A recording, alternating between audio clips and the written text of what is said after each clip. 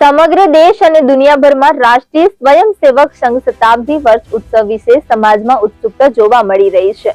ત્યારે ગીર સોમનાથ જિલ્લાના સૂત્રાપાડા તાલુકા દ્વારા વિજયાદશમી નિમિત્તે કૃષ્ણવડા ખાતે ભવ્ય અને દિવ્ય કાર્યક્રમ યોજાયો હતો।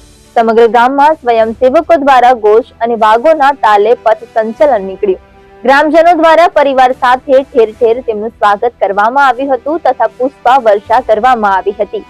સમગ્ર કૃષ્ણવડામાં રાષ્ટ્ર આરાધના જેવો માહોલ સર્જાયો હતો। પ્રજાજનો અને પરમેશ્વર બધા જ આશીર્વાદ આપી રહ્યા હતા। સમગ્ર કૃષ્ણવડા આ ઐતિહાસિક ક્ષણના સાક્ષી બનવા માટે લોકો સંઘ દર્શન માટે જોવા મળ્યા હતા।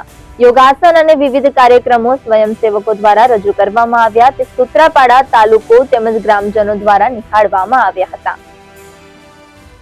રાષ્ટ્રીય સ્વયંસેવક સંઘ સ્થાપના કાળથી જ વિજયાદશમી ઉત્સવ એમને જે 6 ઉત્સવો નક્કી કરેલા છે એમાંનો વિજયાદશમી ઉત્સવ આજે સમયની અનુકૂળતા રાખીને 5 તારીખે આજે સૂત્રાપાડા તાલુકાનો રાખેલો।